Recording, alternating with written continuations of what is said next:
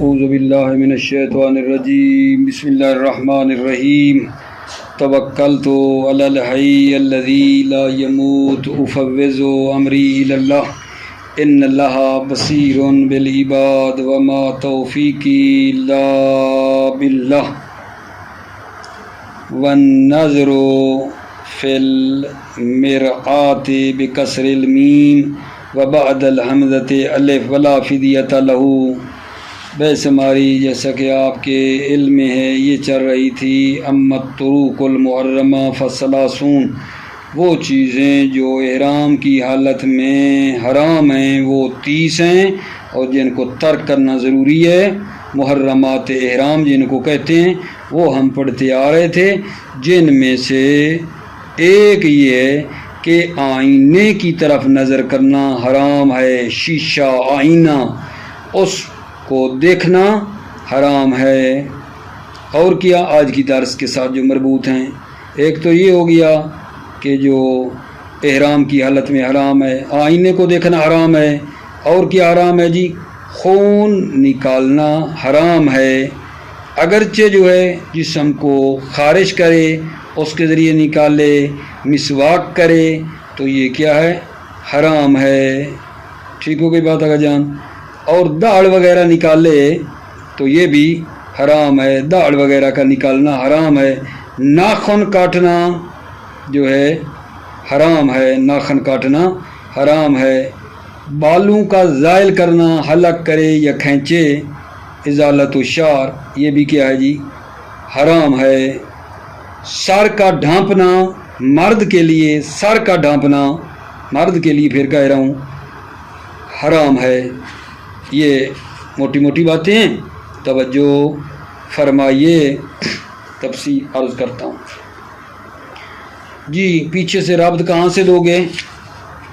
وَأَمَّا الطَّرُوقُ الْمُحَرَّمَةُ فَثَلَاثُونَ، ان میں سے ایک یہ ہے وَالنَّظْرُ فِي الْمِرْآةِ بِكَسْرِ الْمِيم، ٹھیک ہے، نظر کرنا فی المرآۃ، آئینے میں نظر کرنا جو ہے حرام ہے، بکسر المیم، بکسر المیم پڑھو، بعد الحمزۃ الالف، الف کے حمزہ کے بعد، مرآت، ولا فدیۃ لہ، ولا فدیۃ لہ، یعنی نظر کرنے میں کوئی فدیہ نہیں ہے۔ وَإِخْرَاجُ الدَّمِ اختیاراً، خون نکالنا حالت اختیاری میں، احرام کی حالت میں حرام ہے۔ وَلَوْ بِحَقِّ الْجَسَدِ وَالسِّوَاكِ، اگرچہ جسم کو وہ کیا کرے؟ خارج کرے، پھر خون نکلے، والسواک، اور مسواک کے ذریعے ہو۔ وَالْأَقْوَى أَنَّهُ لَا فِدْيَةَ لَهُ، اقوا یہ ہے کہ لا فدیۃ لہ، اس اخراج دم کا فدیہ نہیں ہے۔ وَاعْتَرَضَ بِالِاخْتِيَارِ عَنْ إِخْرَاجِهِ لِضَرُورَةٍ، مصنف نے کہا نا اخراج الدم میں اختیاراً، اختیار کی قید لگا کر مصنف نے دوری کی ہے، عن إخراجِهِ لِضَرُورَةٍ، کہ دم کو نکالے، لِضَرُورَةٍ، ضرورت کی خاطر، ضرورت کی خاطر، جیسے کبتہ جرحن، ٹھیک ہے، کبتہ جرحن کا مطلب کیا ہے؟ زخم کو پھاڑنا، شگافتن فارسی میں کہتے ہیں زخم، ٹھیک ہے، زخم کو کھولنا، کیوں؟ پٹی وغیرہ کرنے کے لیے۔ وَشَقِّ دُبَلٍ، پھوڑے وغیرہ میں کوئی دوائی وغیرہ ڈالنے کے لیے اس کو کھولنا۔ وَحِجَامَةٍ، کسی چیز سے جو ہے خون نکالنا حجامت کر کے، ٹھیک ہے، حجامت ہوتی ہے اور پھر اس کی وجہ سے خون نکلتا ہے۔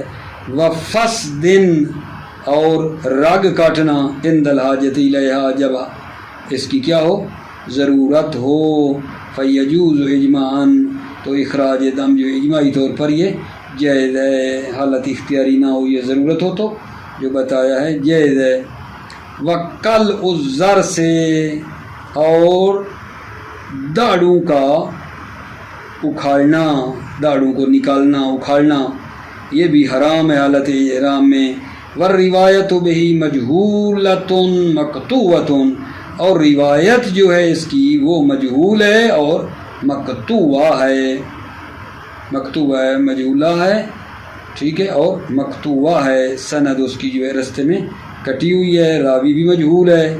ومن سما اباہہ جماعت خصوصاً مع الحاجت، ومن سما اسی وجہ سے اباہہ جماعت ایک جماعت نے اس کل و زرس کو مباح قرار دیا ہے، خصوصاً مع الحاجت، خصوصاً جب ضرورت ہو، اس کو شدید درد ہے پھر تو نکالنی پڑے گی۔ نعم یحرم من جہت اخراج الدم، جی ہاں یہ حرام ہے، خون نکالنے کے اعتبار سے حرام ہے۔ ولیکن لا فدیۃ لہ، لیکن اس کا کوئی فدیہ نہیں ہے، لیکن لا فدیۃ لہ، لیکن اس قلع زیرس کا کوئی فدیہ نہیں ہے۔ وفی روایت ان فیہ شاۃ، ایک روایت میں ان فیہ، اس قلع زیرس میں کیا ہے؟ شاۃ ہے۔ وقص الظفر، اور ناخن جو ہے نا تراشنا، یہ بھی حرام ہے، ناخن تراشنا احرام کی حالت میں حرام ہے۔ بل مطلق ازالتہ، بلکہ مطلق ازالہ شعر، مطلق ازالہ شعر حرام ہے۔ او بعضہ، یا بعض ظفر، حالت اختیاری میں یہ بھی کیا ہے؟ حرام ہے۔ مطلق ازالہ یعنی کوئی ممکن ہے دانت وغیرہ سے کاٹ کوٹ کے باہر اس کو زائل کر دے، ٹھیک ہے، یہ بھی ٹھیک نہیں ہے۔ قص و ظفر، دانتوں کا تراشنا، دانتوں کا کہہ رہا ہوں، ناخن یار کہ قص و ظفر، ناخنوں کا تراشنا، ناخن کاٹنا۔ بل مطلق ازالت ہو، بلکہ مطلق ازالہ ناخن جو ہے وہ بعض یا بعض ظفر ناخن اختیاراً، حالت اختیاری میں۔ فلو انکسر فلو ازالت ہو، فلو انکسر ظفر، اگر وہ ناخن ٹوٹ جائے، فلو ازالت ہو، تو اس حاجی کے لیے ازالہ، اس ظفر کا ازالہ کرنا ہے، اس کو زائل کر سکتا ہے، تو وہ فلو شخص حاجی ازالت ہو، اس ظفر کا ازالہ کر سکتا ہے۔ والاقوی ان فیہ الفدیۃ، اقوی یہ ان فیہ، اس قص سے ظفر جو ہے اس میں کیا ہے؟ الفدیۃ۔ والاقوی ان فیہ الفدیۃ کا غیر ہی للروایت، اقوی یہ ہے کہ اس میں فدیہ ہے، کا غیر ہی، جیسے غیر ظفر میں ہوتا ہے للروایت، روایت کی خاطر ہے۔ اور اگر جان کیا چیز حرام ہے احرام کی حالت میں؟ وَإِزَالَةُ الشَّعْرِ، بال زائل کرنا، بال کاٹنا حرام ہے، بے حلقن، حلق کے ذریعے، وَنَطْفٍ، اور ان کو کھینچنا، وغیرہما، یا حلق اور نطف کے علاوہ جو ہے مال اختیار، اختیاری حالت میں۔ فلو اضطر کما لو نبت فی عینہ جاز ازالتہ ولا شیء علیہ، اگر وہ مجبور ہو جائے، جیسا کہ لو نبت فی عینہ، اگر بال اس کی آنکھ میں اگائے، جاز ازالتہ، تو اس شعر کا ازالہ کرنا جائز ہے، ولا شیء علیہ، اور اس پر کوئی شے بھی نہیں ہے۔ ولو کانت تعزی بکثرتہ لحر او کمل جاز ایضاً، لیکن لو کانت تعزی، اگر اذیت ہوتی ہو بکثرت ہی، کثرت شعر، بالوں کے زیادہ ہونے کی وجہ سے، ولو کانت تعزی، اگر اذیت ہو زیادہ بالوں کی وجہ سے، لحرن، حرارت کی وجہ سے، او کملن، یا جمعے ہیں، زیادہ ایزن، زیادہ، تو پھر بھی ازالہ جائز ہے، ازالہ شعر نا جائز ہے۔ ولو کانت تعزی بکثرت ہی، اگر اذیت ہوتی ہو بکثرت شعر کی وجہ سے، لحرن، گرمی کی وجہ سے، کملن، جوں کی وجہ سے زیادہ ازالت ہو، تو ازالہ شعر جائز ہے، لیکن یجب الفدا، فدیہ واجب ہے۔ کیوں؟ لأنہ محل الموذی لا نفسہ، کیونکہ لأنہ یہ شعر محل موذی ہے، وہاں جوئیں رہتی ہیں، موذیوں کا محل ہے، لا نفسہ، نہ خود موذی ہے، خود تو موذی نہیں ہے، موذیوں کی جگہ ہے۔ والمعتبر ازالتہ بنفسہ، معتبر ازالہ شعر بنفسہ، معتبر جو ہے معیار یہ ہے کہ خود بالوں کو زائل کرے، جس کا کہا گیا ہے کہ جائز نہیں ہے ازالہ شعر معتبر میزان اضالہ اشارہ ہے بذات خود. لیکن فرض کریں ایک جگہ پہ چمڑا اس نے کاٹا ہے، چمڑے کے اوپر کوئی بال تھے، چمڑا اس نے اتارا ہے، چمڑے کے اوپر ایک دو بال آ گئے ہیں، وہ مراد نہیں ہے. خود بالوں کا کاٹنا ظاہر کرنا حرام ہے. چمڑا کاٹے اور چمڑے کے اوپر بال ہو تو وہ مسئلہ نہیں، وہ بتا رہا ہے. فلو کاشتا جلدتن علیہ شعر، اگر وہ ایک جلد کو اکھیڑتا ہے، علیہ شعر، اس جلد پر بال ہیں، فلا شیء فی شعر، تو اس بال میں کوئی شے نہیں ہے. لأنہ غیر مقصود بالابانہ، کیونکہ مقصود بالابانہ نہیں ہے، کیونکہ یہ بال مقصود ہی نہیں ہے بالابانہ، اس جدا کرنے کے ذریعے سے. وَتَغْطِيَةُ الرَّأْسِ لِلرَّجُلِ بِثَوْبٍ وَغَيْرِهِ حَتَّى بِالتِّينِ وَالْحِنَاءِ وَالِارْتِمَاسِ. وَتَغْطِيَةُ الرَّأْسِ، سر کا ڈھانپنا، لِلرَّجُلِ رجل کے لیے حرام ہے، بِثَوْبٍ کپڑے وغیرہ سے ہو، وغیرہ غیر ثوب ہو، حتیٰ بِالتِّین حتیٰ کہ مٹی سر پہ مل لے، والحناء اور مہندی، والارتماس پانی میں سر ڈبو لے، وحمل المتاع یسترہ، یا سر پر بیگ رکھ لے، حمل المتاع متاع سامان رکھے، یسترہ جو سر کو چھپا لے، او بعضہ یا بعض راس کو چھپائے، یہ حرام ہے. نام یستثنا اسام القربت، قربہ یعنی مشق کے تسمہ باندھنا جو ہے، ٹھیک ہے، مشق کا تسمہ باندھنا مستثنا ہے. و اصابت الصداع، صداع درد سر کے لیے کوئی رومال باندھتا ہے سر پہ تو وہ بھی مستثنا ہے. وما یستر منہ بالوسادت، اور وہ جو راز کو چھپا لے بالوسادہ، وسادہ کے ذریعے سے، وما یستر منہ بالوسادت، اور وہ جو یستر منہ، اور وہ جو راز کو چھپائے بالوسادت، بالوسادت کیا مطلب ہے؟ یعنی تکیہ، وسادہ کسی تکیے پر سر رکھے بندہ اور سر وغیرہ چھپ جائے تو وہ بھی مستثنا ہے. وما یستر منہ، اور وہ چیز جو چھپ جائے راز سے، بالوسادہ تکیے کے ذریعے سے. وفی صدقہ بالید وجہان، یہ ستر راز ہاتھ کے ذریعے صدق کرتا ہے، یہ نہیں بندہ سر پر ہاتھ رکھ لے تو سر کا ڈھانپنا صدق کرتا ہے، یہ نہیں. وفی صدقہ ستر راس بالید وجہان، دو وجہیں. وقطع فی التذکرۃ بجوازہ، مصنف نے تذکرہ میں قط پیدا کی ہے، بجوازہ ستر راس کی، بالید کے ذریعے سے، کہ جواز کی کیا ہے؟ قط پیدا کی ہے. وفی الدروس جعل ترکہ اولا، کتاب دروس میں جعل ترکہ، اس ستر راس جو ید کے ذریعے سے ہے اس کو ترک کرنے کو اولا قرار دیا ہے. والاقوی الجواز، اقوی یہ ہے کہ جائز ہے. کیوں؟ لصحیحۃ معاویہ بن عمار، صحیح معاویہ بن عمار ہے. اچھا پھر بات یہ کہ راس کس کو کہتے ہیں؟ راس، والمراد بالراس ہونا منابت الشعر حقیقتاً، راس سے مراد یہاں یہ ہے کہ یہاں حقیقتاً بال اگتے ہیں، اور حکماً یا بال اگنے کے حکم میں ہوتے ہیں. حکماً کا اشارہ یہ ہے نا کہ جس کا سر ہی کچل ہے، پہلے سے بال ہی نہیں ہیں، تو جہاں جہاں تک معمولاً بال اگتے ہیں نا وہ حکم میں ہیں. حکماً کا اشارہ ہے جس کے سر پر بال نہیں ہیں لیکن ویسے معمولاً وہاں اگتے ہیں، وہ مراد سر ہے. والمراد براس ہونا منابت الشعر، راس سے مراد یہاں کیا ہے؟ منابت الشعر. منابت الشعر کیا مطلب؟ کہ بالوں کا اگنا ہے حقیقتاً، اور حکمان یا اس کے جو حکم میں. فل اذنان لیستا من ہو، یہ جو دو کان ہیں، لیستا من ہو، یہ راس میں سے نہیں ہیں. یہ دو کان لیستا من ہو، یہ دو کان لیستا من ہو، یہ راس میں سے نہیں ہیں. خلافاً للتحریر، تحریر کے خلاف. ایک کتاب ہے علامہ کی جو تحریر ہے اس میں یہ بات نہیں ہے. اذنان جو ہے اس کو انہوں نے راز سے خارج نہیں کیا ہے، خلافاً للتحریر. اچھا جان، وہ چیزیں جو حرام ہیں محرم پر، وہ جناب ان میں سے ایک یہ ہے کہ عورت کا چہرہ جو ہے نا، اپنے چہرے کو چھپانا عورت کا سارا چہرہ یا بعض چہرے کو چھپانا جو ہے وہ حرام ہے، عورت کا اپنے چہرے کو چھپانا حرام ہے۔ پھر یہاں ایک بات ہے کہ اچھا ہاتھ اگر چہرے پہ رکھ لیتی ہے تو یہ چھپانا صادق آتا ہے یا نہیں؟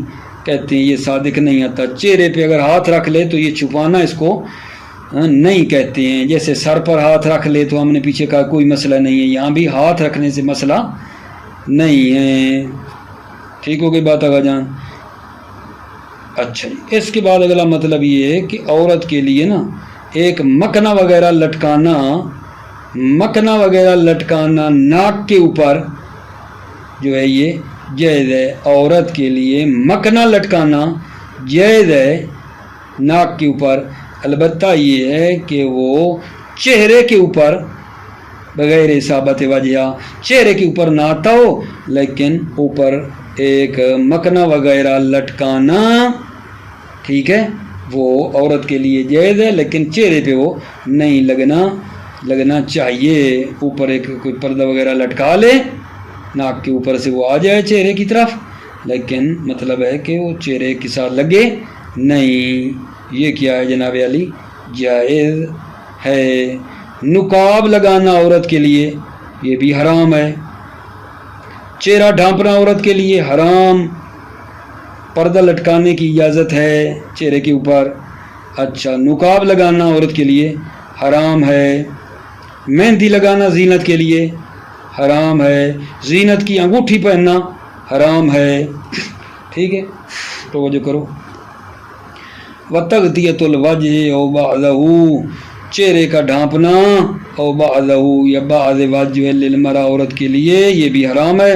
ولا تصدق بالید، ولا تصدق، یہ تغطیہ وجہ صادق نہیں آتا ہے ہاتھ کے ذریعے سے، ہاتھ رکھ لینے سے یہ صادق نہیں آتا ہے۔ کرا سے جیسے سر، ولا بالنوم علیہ، ولا بالنوم علیہ، اور اس چہرے پر سونا جو ہے یہ بھی کوئی مسئلہ نہیں ہے۔ ولا بالنوم علیہ، چہرے پر، چہرے کے اوپر چہرہ رکھ کر علیہ وجہ پر سونے میں بھی کوئی حرج نہیں ہے۔ وَيُسْتَثْنَى مِنَ الْوَجْهِ مَا يَتِمُّ بِهِ سَتْرُ الرَّأْسِ، مستثنیٰ کیا گیا اس وجہ سے مَا يَتِمُّ بِهِ سَتْرُ الرَّأْسِ، جس کے ذریعے سے سر کا ڈھانپنا مکمل ہو جائے، وہ چہرے سے مستثنیٰ ہے۔ ٹھیک ہے، یعنی تھوڑا اضافی سا ڈھانپے تاکہ چہرے سے ہٹ کر سر کا جو ڈھانپنا ہے، سر کا ڈھانپنا جو ہے وہ مکمل ہو جائے تو وہ اتنا چہرے سے مستثنیٰ ہے۔ وَيُسْتَثْنَى مِنَ الْوَجْهِ، وجہ سے مستثنیٰ ہے۔ مَا يَتِمُّ بِهِ سَتْرُ الرَّأْسِ، جس کے ذریعے سے سر کا ڈھانپنا مکمل ہو جائے۔ سر کو ڈھانپے تو تھوڑا سا چہرے پہ اوپر بھی آ جائے تو کوئی مسئلہ نہیں ہے۔ لِأَنَّ مُرَادَ السَّتْرِ اقوا، کیونکہ مراد سطر جو ہے نا وہ کیا ہے؟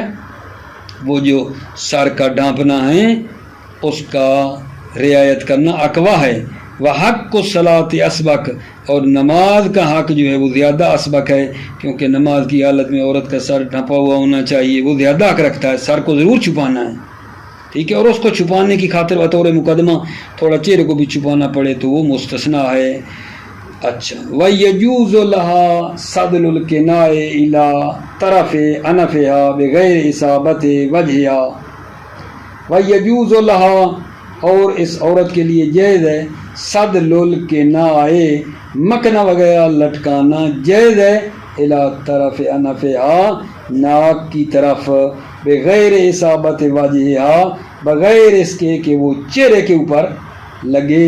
المشہور، بنا بر قول مشہور یہ ہے، وَالنَّصُ خَالٍ مِّن اعتبار عدم الاصابت، نص خالی ہے، ٹھیک ہے نا، من اعتبار عدم الاصابہ، کہ لگے نہیں، اس سے نص خالی ہے۔ وَمَعَهُ، عدم اصابت کی صورت میں، یا کہیں معه نص کی صورت میں، ٹھیک ہے، لا یختص بالانف، یہ مختص نہیں انف تک کہ انف تک آئے، بل یجوز زیادہ، بلکہ زیادہ بھی جائز ہے، نیچے تک چلا جائے پردہ۔ وَيَتَخَيَّرُ الْخُنْسَ بَيْنَ وَظِيفَةِ الرَّجُلِ وَالْمَرْأَةِ، خنسا جناب مخیر ہے، بین وظیفت رجل مرد کی وظیفے میں کرنے میں اور عورت کے وظیفہ یعنی وہ جو اس کی ذمہ داری مرد کی ہے اس میں یا عورت کی اس میں خنثی مخیر ہے. فتغطی الراس او الوجه تو وہ خنثی یا سر کو ڈھانپے گا او الوجه یا چہرے کو ڈھانپے گا. ٹھیک ہو گئی بات آگا جان. سر کو ڈھانپے گا اشارہ کس طرف ہے؟ عورت کی طرف ہے. عورت والا وظیفہ کرے گا نا. سر کو ڈھانپے گا چہرے کو نہیں. اویل وج کا اشارہ یہ ہے کہ عورت جو ہے وہ چہرے کو چھپائے تو حرام ہے. مرد چہرے کو ضرورت کی طرح چھپا سکتا ہے. مرد کا تو کوئی نہیں مسئلہ, مچھر کاٹ رہا ہے تو اوپر چہرے کو چھپا لے. عورت کے لیے مسئلہ ہے. فتغطی الراس تو بس وہ سر کو کیا کرے گا؟ ڈھانپے گا. اویل واجیہ چہرے کو. ولو جمعت بینہما اگر جمع کر لے دونوں کو, راس اور واج دونوں کو جمع کر لے, سر کو بھی ڈھانپ لے چہرے کو بھی ڈھانپ لے. ولو جمعت بینہما راس اور واج دونوں کو جمع کرے. کفارت تو یہ کیا دے گا؟ کفارہ دے گا. والنکاب للمرأۃ والنکاب للمرأۃ وخصہ مع دخولہ فی التحریم تغطیۃ الوجہ تبعا للروایت. والنکاب ویجوز النکاب للمرأۃ اور نکاب لگانا عورت کے لیے جائز ہے. وخصہ اور مصنف نے تخصیص دی ہے. ٹھیک ہے, خصہ اس نکاب کو خاص کیا ہے. مع دخولہ فی تحریم تغطیۃ الوجہ. ٹھیک ہے, دوبارہ سنو. والنکاب للمرأۃ اور نکاب لگانا, یجوز النکاب للمرأۃ عورت کے لیے نکاب لگانا کیا ہے جی؟ جائز ہے. وخصہ اور مصنف نے خاص کیا ہے نکاب کو مع دخولہ فی تحریم تغطیۃ الوجہ باوجود اس کے کہ یہ نکاب بھی چہرے کے ڈھانپنے کے حرمت میں داخل ہے. جب کا چہرے کا ڈھانپنا حرام ہے تو نکاب بھی تو آ گیا اس میں. مصنف نے کیوں پھر نکاب کا دوبارہ تذکرہ کیا؟ تب ان لے روایت روایت کی پیروی کرتے ہوئے. وَإِلَّا فَهُوَ كَالْمُسْتَغْنَىٰ عَنْهُ وَإِلَّا فَهُوَ یعنی یہ جو نکاب ہے كَالْمُسْتَغْنَىٰ عَنْهُ اس سے یہ کیا ہیں؟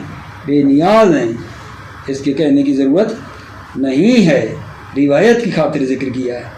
وَالْحِنَاءُ لِلزِّينَةِ بھائی وہ چیزیں جو حرام تھی نا محرم پر ان میں کیا ہے؟ حنا ہے, مہندی لگانا زینت کے لیے. لا للسنت سنت کے لیے مہندی لگائیں تو وہ مسئلہ نہیں ہے, زینت کے لیے حرام ہے. سواء الرجل والمرأة فرق نہیں ہے وہ مرد ہو والمرأة اور عورت ہو. فالمرجع فیہما الی القصد مرجع جو ہے فیہما اس سنت اور زینت میں کہ یہ بطور سنت ہے مہندی لگا رہا یا زینت لگا رہا ہے وہ قصد ہے. وَقَضَى يَحْرُمُ الْإِحْرَامُ اِذَا بَقِيَ أَثَرُهُ إِلَيْهِ وَقَضَى يَحْرُمُ قَبْلَ الْإِحْرَامِ اور اسی طرح احرام سے پہلے بھی یہ مہندی لگانا حرام ہے. اِذَا بَقِيَ أَثَرُهُ إِلَيْهِ جب اس حنا کا اثر اِلَيْهِ احرام تک کیا ہے باقی رہے. وَالْمَشْهُورُ فِيهِ الْكَرَاهَةُ اور مشہور جو ہے فِيهِ اس حنا میں کراہت ہے. وَإِنْ كَانَ التَّحْرِيمُ أَوْلَىٰ اگرچہ تحریم اولا ہے, اگرچہ تحریم حرمت جو ہے وہ اولا ہے. ٹھیک ہو گئی بات آگے جان. وَالتَّخَتُّمُ لِلزِّينَةِ لَا لِلسُنَّةِ وَالْمَرْجِعُ فِيهِمَا إِلَى الْقَصْدِ أَيْضًا جی وہ چیزیں جو حرام ہیں ان میں سے کیا ہے؟ وَالتَّخَتُّمُ لِلزِّينَةِ زینت کے لیے انگوٹھی پہننا, زینت کے لیے انگوٹھی پہننا حرام ہے.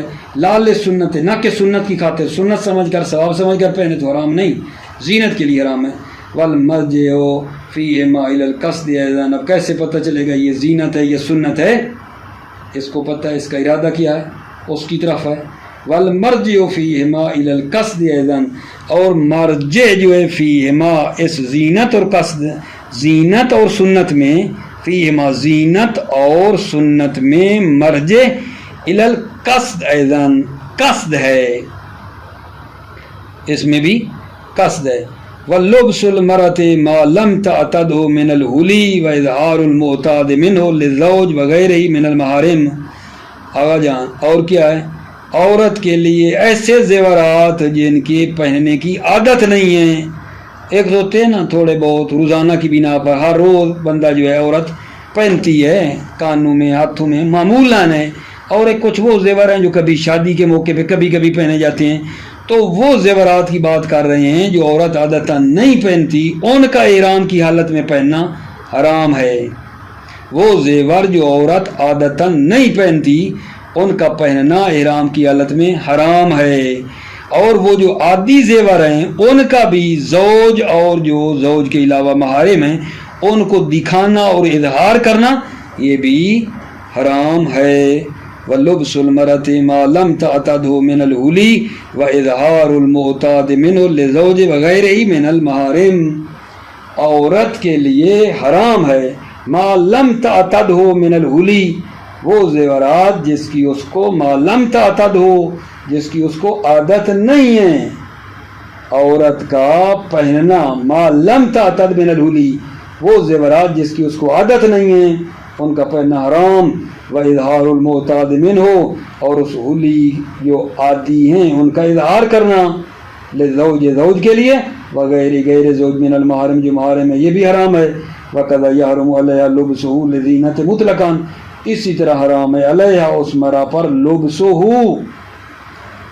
اسی طرح اس عورت پر حرام ہے لبسہ حلی کا پہننا، لزینت زینت کے لیے اس عورت پر حلی کا پہننا حرام ہے مطلقاً، چاہے زیورہا یہ معمولی ہوں یا غیر معمولی ہوں حرام ہے.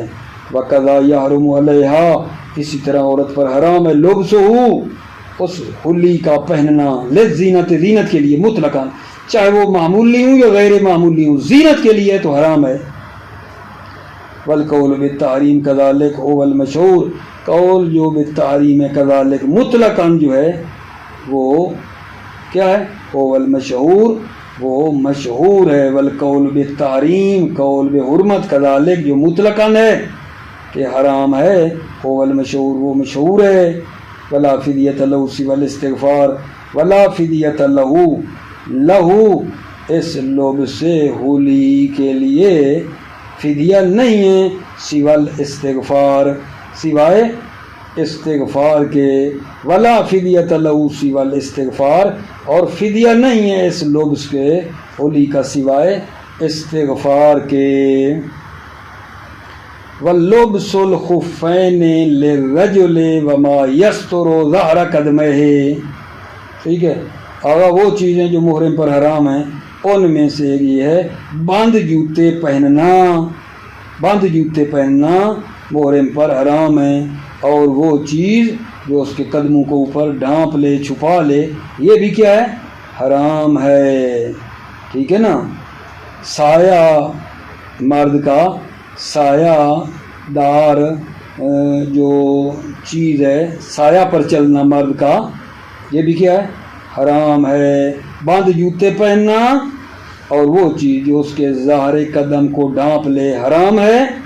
وَالتَّذْلِيلِ لِلرَّجُلِ، اور وہ آدمی جو صحیح ہے اس کے لیے سایہ والی جگہ، زیر سایہ، سایہ کے نیچے آدم صحیح کے لیے چلنا بھی حرام ہے.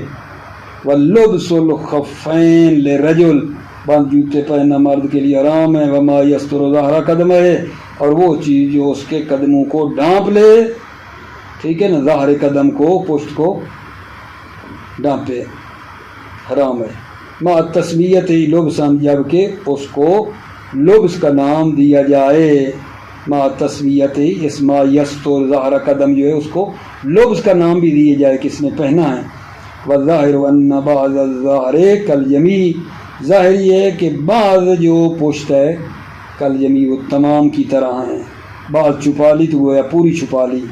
الا ما یتوقف علیہ لبس النعلین، مگر یہ کہ وہ جس پر نعلین کا پہننا موقوف ہے. یہ چپل وغیرہ ہوتی ہے نا، اس کا انگوٹھا آتا ہے اور نیچے سے ایک دو تنیاں اس کی جا رہی ہوتی ہیں. چپل وغیرہ کبھی دیکھی کرو ٹھیک ہے، اس کا سارا پاؤں کھلا رہتا ہے، ایک اندر سے اس کی ایک ادھر سے گھوم کے جا رہی ہوتی ہے، اس کو مطلب ہے جوتا پہننا ہی اس پر موقوف ہے، جو چپل معمولاً ہوتی ہے اس کا مسئلہ نہیں ہے۔ الا ما یتوقف علیہ لبس النعلین، مگر وہ چیز جس پر نالین کا پہننا موقوف ہے، ٹھیک ہے، یہ معمولاً حاجی جو پاؤں میں ڈالتے ہیں، یہ وہ جوتا ہے، بند جوتا نہیں ہوتا ہے، پاؤں کھلا رکھتے ہیں۔ والتذلیل للرجل صحیح سائرن، اور آدم مرد کے لیے جو صحیح ہے سائرن چلتے ہوئے، تذلیل سایہ کے نیچے چلنا حرام ہے۔ والتذلیل للرجل، سایہ کے نیچے چلنا مرد کے لیے جو صحیح ہے سائرن حالت حرکت میں حرام ہے۔ فلا یحرم نازلا اجماعا ولا ماشیا اذا مر تحت المحمل، فلا یحرم نازلا، اور حرام نہیں ہے نازلاً اترے ہوئے، اجماعاً حرام نہیں ہے، ولا ماشین، اور چلتے ہوئے بھی حرام نہیں ہے، البتہ اذا مر تحت المحمل، یا محمل کے نیچے چلے، ونحوی، یا اس کی مانند، والمعتبر منہ ما کان فوق راسہ، معتبر جو ہم نے کہا ہے نا تذلیل سائے کے نیچے مرد کے لیے حرام ہے، وہ یہ ما کان فوق راسہ، یا وہ اس حاجی کے سر کے اوپر سایہ ہو، وہ ہے، ٹھیک ہے نا۔ فلا یحرم الکون فی ظل المحمل عند میل الشمس الی احد جانبہ، پس محمل کے سائے میں حرام نہیں ہے، عند میل الشمس، جب سورج مائل کرے تو الی احد جانبہ، اور وہ حاجی کی ایک جانب ہو محمل کا سایہ، ٹھیک ہے بات، وہ حرام نہیں ہے، سر کے اوپر مراد ہے، سایہ آنا چاہیے۔ فلا یحرم الکون فی ظل المحمل، پس حرام نہیں ہے، ٹھیک ہے نا، محمل کے سائے کے نیچے ہونا، عند میل الشمس الی احد جانبہ، جب وہ مائل ہو، ٹھیک ہے، الی احد جانبہ، ایک طرف۔ وَاعْتَرَضَ بِالرَّجُلِ عَنِ الْمَرْأَةِ، ادھر انہوں نے کہا وَالتَّذْلِيلُ لِلرَّجُلِ الصَّحِيحِ، رجل کی قید لگائی تھی نا، آدمی کے لیے سایہ کے نیچے چلنا حرام ہے۔ وَاعْتَرَضَ بِالرَّجُلِ عَنِ الْمَرْأَةِ وَالصَّبِيِّ، مصنف نے دوری کی ہے رجل کی قید سے، عورت اور بچے سے۔ فَيَجُوزُ لَهُمَا الظِّلُّ اتفاقاً، یجوز لہما، اس مرا اور سبی کے لیے جائز ہے سایہ، اتفاقاً، اتفاق ہے کہ عورت اور بچے کے لیے سایہ جائز ہے، اوپر سایہ ہو تو یہ ان کے لیے جائز ہے۔ وَبِالصَّحِيحِ عَنِ الْعَلِيلِ، اور صحیح کی قید لگا کر علیل جو ہے نا مریض بندہ، اس سے دوری کی ہے۔ وَمَنْ لَا يَتَحَمَّلُ الْحَرَّ وَالْبَرْدَ بِحَيْثُ يَشُقُّ عَلَيْهِ، اور وہ آدمی جو گرمی اور سردی کو برداشت نہیں کرتا، بِحَيْثُ يَشُقُّ عَلَيْهِ بِمَا لَا يَتَحَمَّلُ عَادَةً، اس حیثیت کے ساتھ کہ اس کے لیے کیا ہے، مشکل ہے، بِمَا لَا يَتَحَمَّلُ عَادَةً، جو عادتاً قابل تحمل نہیں ہے۔ فَيَجُوزُ لَهُ الظِّلُّ، تو اس کے لیے جو ہے سایہ جائز ہے، علیل کے لیے سایہ جائز ہے۔ لیکن تاجب الفدیہ، لیکن فدیہ واجب ہے، کفارہ واجب ہے۔ وَاللُّبْسُ السِّلَاحِ اختیاراً فی المشہور، اسلحہ کا پہننا حالت اختیاری میں، ٹھیک ہے، یہ بھی حرام ہے آگا جان، اسلحہ کا پہننا حالت اختیاری میں محرم کے لیے حرام ہے۔ وَاللُّبْسُ السِّلَاحِ اختیاراً، اسلحہ کا پہننا حالت اختیاری میں حرام ہے، فی المشہور، بنا بر قول مشہور۔ وَإِنْ ضَعُفَ دَلِيلُهُ، اگرچہ اس کی دلیل کیا ہے، ضعیف ہے، دلیل اس کی ضعیف ہے۔ وَمَعَ الْحَاجَةِ إِلَيْهِ يُبَاحُ قَطْعًا، مَعَ الْحَاجَةِ إِلَيْهِ، جب صلاح کی طرف محتاج ہو، اسلحے کی طرف، یباح قطعاً، تو وہ قطعاً مباح ہے۔ فلا فدیۃ فیہ مطلقاً، فلا فدیۃ فیہ اس لب سے صلاح میں فدیہ نہیں ہے، مطلقاً، چاہے ضرورت ہو یا ضرورت نہ ہو۔ ولا فدیۃ فیہ، اس لب سے صلاح میں فدیہ کفارہ نہیں ہے۔ ٹھیک ہو گئی بات آگے جان؟ تو اس کے بعد جو مطلب ہے ہمارا وہ یہ آ رہا ہے کہ احرام کی حالت میں درختوں کو کاٹنا اور گھاس وغیرہ کاٹنا حرام ہے جو کہ سرسبز ہے. انشاءاللہ اس کو ہم بعد میں آپ کی خدمت میں بیان کریں گے. موفق مؤید رہو، سلامت رہو. السلام علیکم ورحمۃ اللہ وبرکاتہ.